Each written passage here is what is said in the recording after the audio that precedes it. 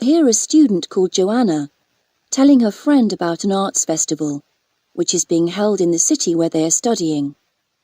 First, you have some time to look at questions 1 and 2. You will see that there is also an example which has been done for you.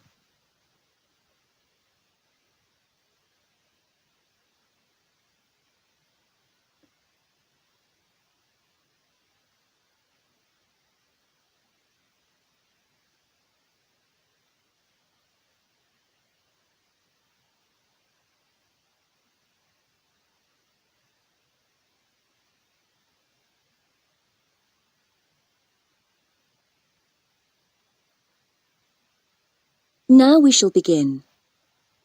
You should answer the questions as you listen, because you will not hear the recording a second time. Listen carefully and answer questions 1 and 2. Hi, Joanna. Where have you been? Hi, Dave. I had to go into college to return a DVD I'd borrowed from the library. Oh, right. But while I was there, I got some information about the City Arts Festival that starts next week. Oh, yeah? I saw a poster advertising it somewhere. Yeah, and I picked up this leaflet from the library. It gives you the website address. So as I was there, I logged on to get more information. Actually, although they've got the full programme of events fixed now, you can't book online, which seems strange. There's a number to phone, though. And are there student discounts? I guess so, but I didn't notice. Anyway, there are 3 things I'd like to see. An Italian film, a rock concert, and an art exhibition. Oh, The exhibition's free, and you don't need to book, so I'll definitely go to that. But I'm going to get tickets for the film in case they sell out. good idea. You can always buy concert tickets at the door, because that's in a really big hall. Right. Before you listen to the rest of the conversation, you have some time to read questions 3 to 10.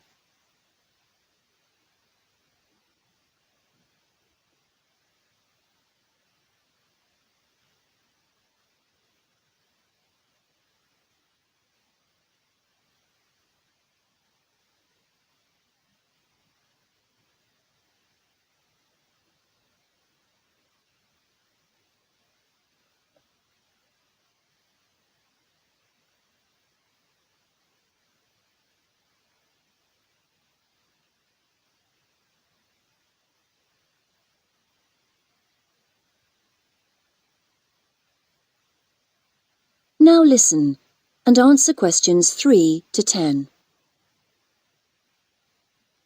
So, when does the festival actually start? Well, it's usually held the first week of October, but it's earlier this year for some reason. The opening night is September the 20th, and events go on till the end of the month. And have you got that phone number? Yeah, it's here. Look, it's 0967 990 776. OK, I'll write it down. 0967 990 776. Thanks. I thought the local council made a profit from the festival, but it says here that there's a commercial sponsor. It's a local bank. I didn't know that. Neither did I. What other events have they got on?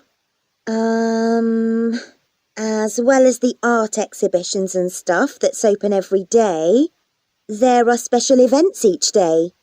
Like on Monday, there's a musical in the City Hall. That's only £3.65 for students.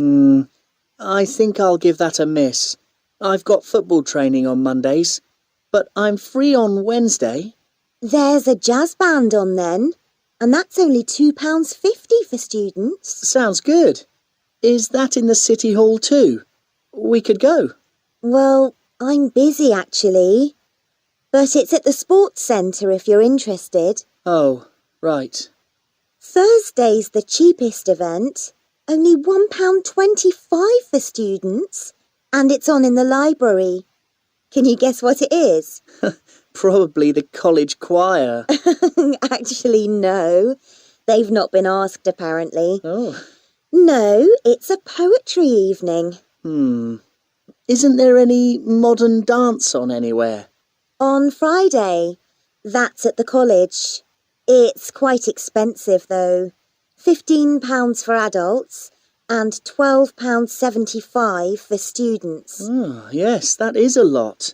If I'm going to spend that much, I'd prefer to go out on Saturday. Yeah, me too. But on Saturday night, there isn't live music or a party or anything. Just the fireworks in the city park. And that's only £1.50. Yeah, that'd be good.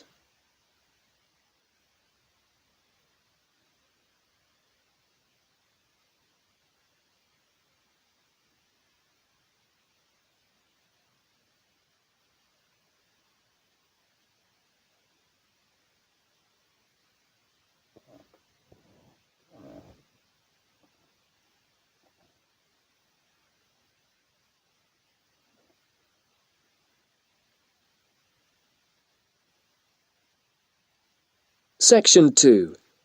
You are going to hear a tutor talking to a group of philosophy students. First, look at questions 11 to 13.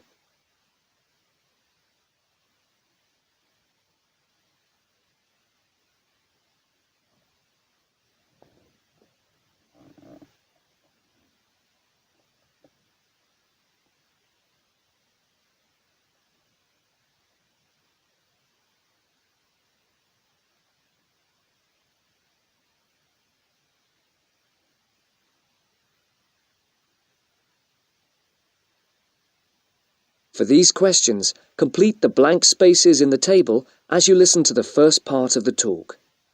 Write no more than 2 words for each answer.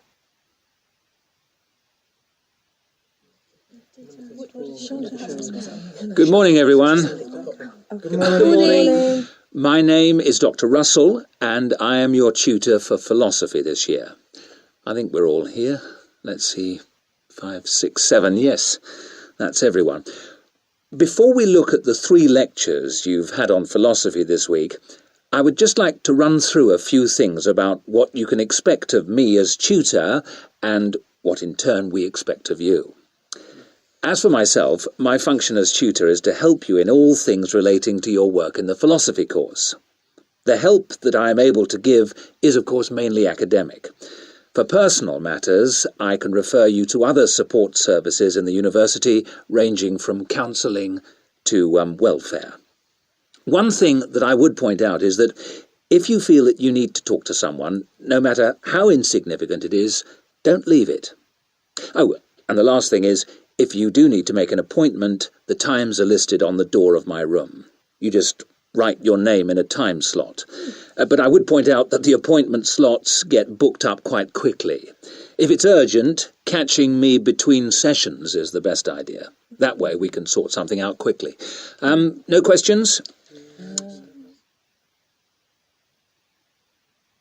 Before the talk continues, look at questions 14 to 20.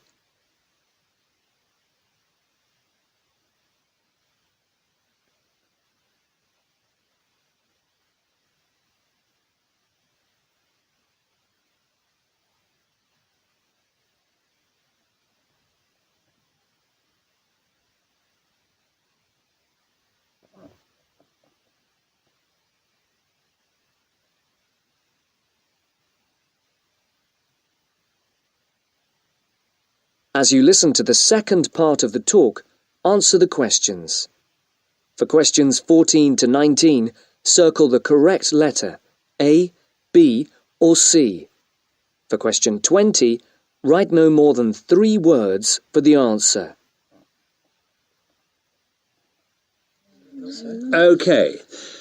As regards you as students, the tutorials are voluntary. You're not obliged to attend, but you are encouraged to do so.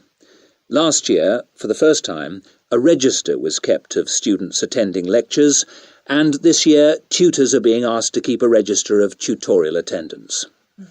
This is not a formal register, and not all tutors will be doing it, but in the philosophy department, all of us have chosen to keep registers. Another point that's being emphasised this year is punctuality. When we did exit questionnaires, we found that people arriving late for tutorials and lectures was the single most annoying thing for the majority of students. I would therefore ask you to try to be on time for the tutorials, and for all your other classes for that matter. As regards the tutorials themselves, we will have a review of the philosophy lectures of the week before, with the discussion being led by one of you each week. There is, of course, some planning involved, but you should rely primarily on the notes you made at the lectures. This will not take up the whole of the 90 minutes allocated to the tutorial. For the rest of the time, we will look at a particular philosopher, period, or concept for which you will be expected to do some preparation each week.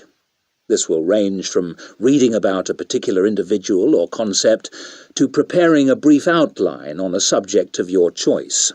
How much you put into this depends on you, but we're not expecting in-depth analysis at this stage. Are there any questions so far? I'd just like to ask whether the work we do in the tutorials counts towards our continuous assessment, and if so, how much? I was just coming on to that point. All the work you do in the way of essays and project work that is graded counts towards your continuous assessment grades. The mini presentations and lecture discussions will not be graded, but obviously, as time goes on, these activities will, I hope, have an impact on your work, and hence your scores. Does that answer your question? Basically, yes. But That's the end of section 2. You now have half a minute to check your answers.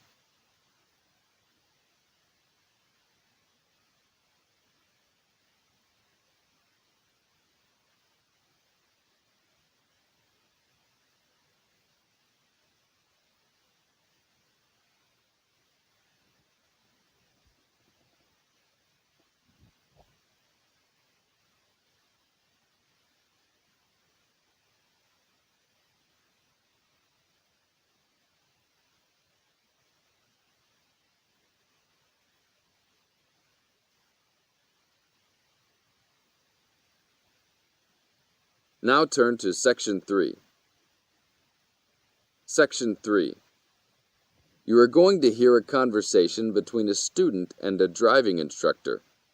First, you have some time to look at questions 21 to 24.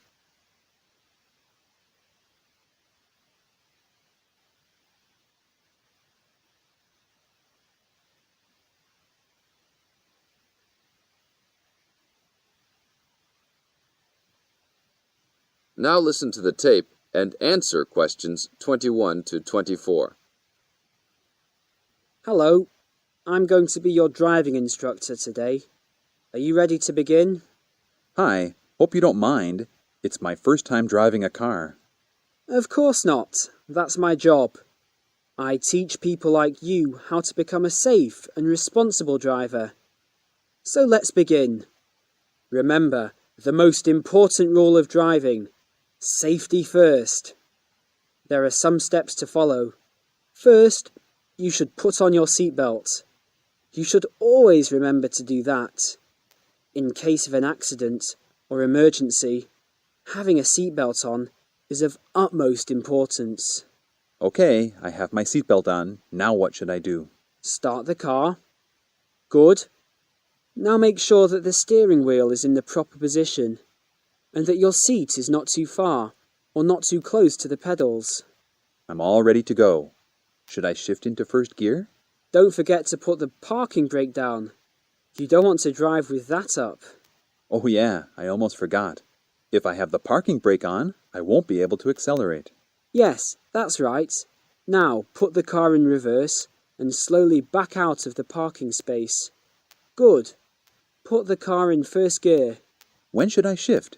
Is it better to shift slowly or quickly? You can shift whenever you feel is appropriate. This means shifting should occur smoothly. Do not shift too slowly or you will stall. Shifting too fast will waste gas. Shifting is simple. Just remember to shift smoothly. To shift, you will have to push the clutch and then push the gas pedal.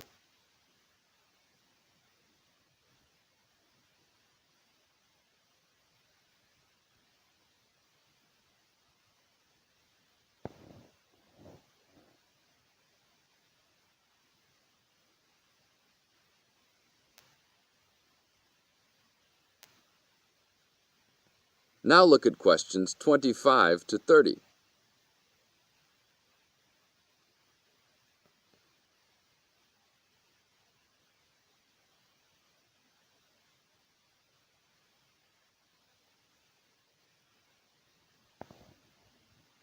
Now listen to the tape and answer questions 25 to 30. Remember, smoothly is the key to good shifting. Like this? Yes, that's good. Now keep it slow. Don't drive very fast just yet. Be sure to constantly check your mirrors for oncoming traffic. Always be aware of everything that is around you, including 3 important things. Remember these 3: people crossing the streets, other cars, and bicycles riding next to you. What should I do if I see a yellow light? Well, it's always better to brake instead of trying to run it. But if you're travelling at a speed where it's impossible to stop in time, then you should try to make it across the intersection. But remember, you should always try to stop. It's the safest way to avoid an accident. Even if I have to brake very suddenly? Yes, even if you have to brake suddenly. What about if a driver behind me is going a lot faster than I am? You should always be ready to move to a slower lane if a driver behind you is forcing you to go faster than you are comfortable with. Never try to speed up to accommodate a faster driver. You could risk an accident or a speeding ticket. It's better to let him go. That sounds like good advice. Be careful.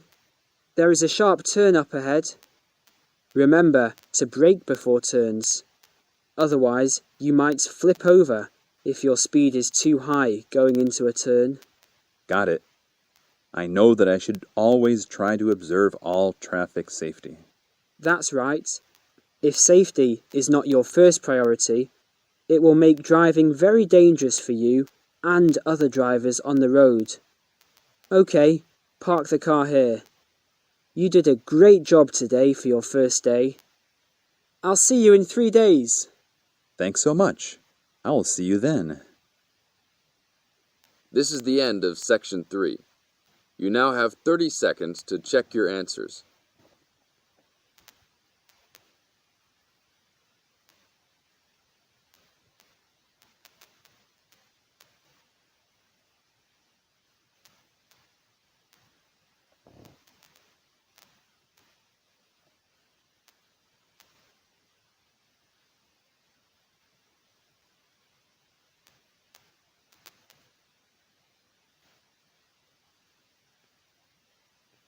Section 4. You are going to listen to a lecture on language learning. First, look at questions 31 to 35.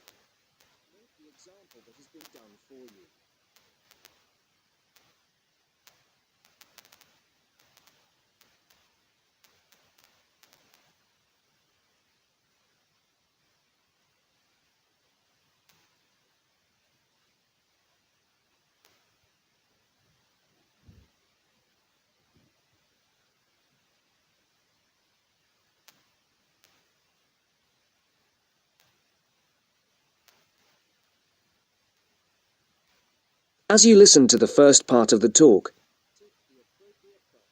for questions 31 to 35. This is the first in our series of lectures on language learning. The topic I'd like to deal with today is, what makes a successful language learner? There's been a lot of research into what makes some people learn a language faster than others. In this lecture, I'll summarize the main findings of the research into the subject. There are many factors that influence how quickly one learns a foreign language, of which exposure to the target language seems to be one of the most important factors to consider. It's this factor which determines the speed of learning a language, especially among those people who learn a foreign language outside the classroom. There are more people who did not learn a second language or a third language in the classroom, and I think that understanding how learners successfully learn languages without the help of a teacher can provide us with the key to how to become a successful language learner. Let's look then at the characteristics of a successful language learner. Motivation seems to be one of the key factors. Research into motivation has identified two main types: instrumental motivation and integrative motivation. Instrumental motivation is the kind of motivation that encourages people to learn a language for practical reasons, such as getting a job or passing an examination. Learners with this kind of motivation intend to use the target language as a tool or instrument to help them achieve a goal. Integrative motivation is what encourages learners to learn a language in order to communicate and socialize with others who speak the language. The primary aim for learners with integrative motivation is to use the language to integrate and identify with the community that uses the language. Immigrants, or people who are married to speakers of another language, are motivated in this way. Although most people have mixed motivation, research into language learning and acquisition suggests that integrative motivation produces much better results and is an important characteristic of successful language learners. Before the speaker continues the talk, look at questions 36 to 40.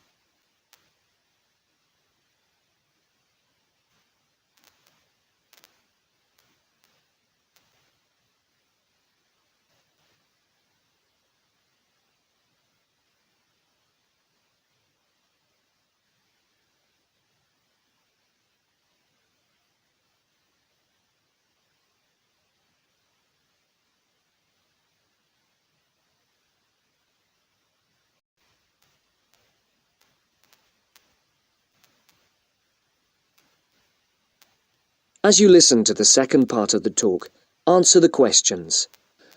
One does not need to be an extrovert to learn a foreign language, but willingness to experiment and take risks is essential. Introverted or anxious learners who are afraid of making mistakes find it harder to learn a language. Good language learners will try to experiment with different ways of learning vocabulary or grammar until they find the way that suits them best. Language is a complex system. Successful language learners often design complex learning systems to master a language. They think about how they learn and organize their learning accordingly. They develop their own learning style and use a range of learning skills such as efficient revision techniques, systems for learning and organizing vocabulary, the ability to monitor their own speech, and the ability to plan their learning. Finally, age is another major factor to be borne in mind.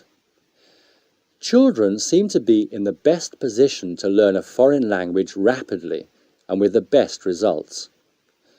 Older learners can also be very successful and become proficient at using a language. Adult learners who make decisions about their learning and are independent of the teacher, who are analytical and aware of how they learn, and who take responsibility for their learning, stand a very good chance of learning a foreign language successfully. That's the end of section 4. You now have half a minute to check your answers.